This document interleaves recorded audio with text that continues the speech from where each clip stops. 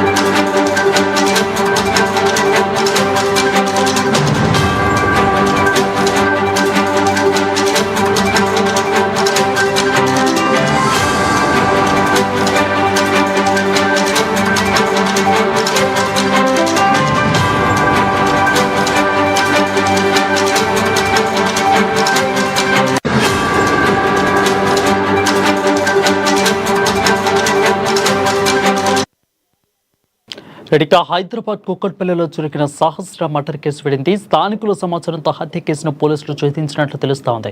ఇకపై మరింత సమాచారం అందించడానికి మా పేరు చెవి కృష్ణమూర్తి ఫోన్ ద్వారా అందుబాటులో ఉన్నారు. కృష్ణమూర్తి, చెప్పండి. Thank you Varun.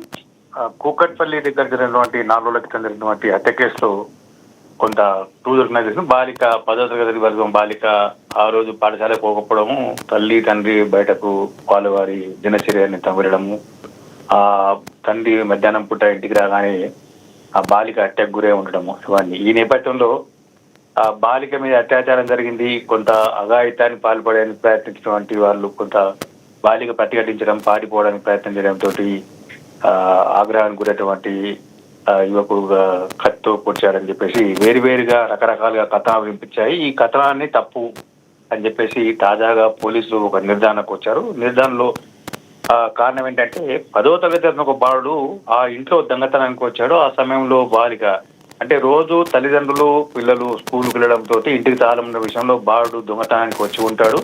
ఆ సమయంలో అనుకోకుండా ఆ రోజు బాలిక ఇంట్లో ఉండడంతో ఆ బాలిక కొంత అరిచి దొంగను పట్టుకునే ప్రయత్నం చేయడంతో ఈ పెనుగులాటలో ఆ యువకుడు కత్తితోటి బాలికను అనేక సార్లు పొడిచి హత్య చేసి పారిపోయాడు అని చెప్పేసి పోలీసు ఒక నిర్ధారణకైతే వస్తున్నారు. నిర్ధారణ విషయంలో స్థానికులు కూడా కొన్ని క్లూలు అంటే పోలీసులు గడిచిన 4 రోజుల ఈ హత్య కేసును చాలా ప్రతిష్టాత్మకంగా భావించి సీసీ కెమెరాల ఫుటేజ్ను, స్థానికంగా ఉన్న వాళ్ళను, ఆ పరిసర ప్రాంతాల్లో ఉన్న వాళ్ళను, పరిసరాలను వీటన్నిటిని కూడా క్షుణ్ణంగా కెమెరాలను సీసీ కెమెరాను కూడా పరిశీలిస్తున్నారు.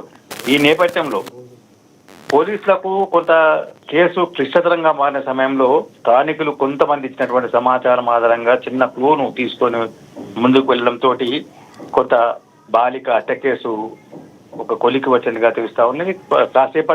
కొద్దిసేపట్లో కూకట్పల్లి పోలీసులు కూడా ఈ హత్య విషయంలో బాలిక సహస్ర హత్య విషయంలో ఏం జరిగింది, వాటి ఎందుకు 10వ తరగతి బాలుడు ఎందుకు వచ్చాడు, ఎందుకు హత్య చేశాడు, హత్య చేయడానికి కారణం ఏంటి, ఇవన్నీ కూడా విషయాలు చెప్పేందుకు అవకాశం ఉంది. అయితే తాజాగా చూసిన విషయంలో బాలిక మీద అత్యాచార యత్నం జరగలేదు. అయితే బాలిక కేవలం దొంగతనానికి వచ్చిన యువకుడిని 10వ తరగతి చదువుతున్నటువంటి ఆ బాలుని కొంత ప్రతిఘటించడము, ఆ బాలుని ఇంట్లోకి రానివ్వకుండా అడ్డుకోవడంతో బాలుడు బాలికను హత్య చేశాడు అని చెప్పేసి కొంత స్పష్టంగా పోలీసులు ఒక నిర్ధారణకు వచ్చారు. పూర్తి స్థాయి ఆధారాలు ఆ బాలుని అదుపులో తీసుకున్నటువంటి పోలీసులు కొంత విచారించి అసలు ఎందుకు చేయాల్సి వచ్చింది, కారణం ఏంటిది అనే విషయం తెలుసుకొని పూర్తి స్థాయి నిర్ధారణకు వచ్చిన తర్వాత కేసును క్లోజ్ చేసేందుకు అవకాశం ఉంది.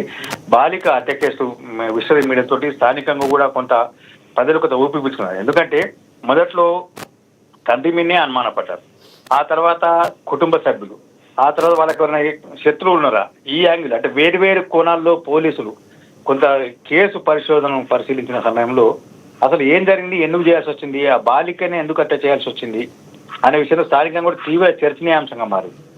ఈ మొత్తానికి చర్చకు స్థానికల్లో ఉన్నటువంటి నెలకొన్న ఉత్కంఠ ఈ అన్నిటికీ ఫుల్ స్టాప్ పెట్టేందుకు పోలీసులు కాసేపట్లో ప్రెస్ కాన్ఫరెన్స్ పెట్టి నిందితుడిని మీడియా ముందుకు ప్రవేశపెట్టే అవకాశం అయితే ఉన్నాయి వారు.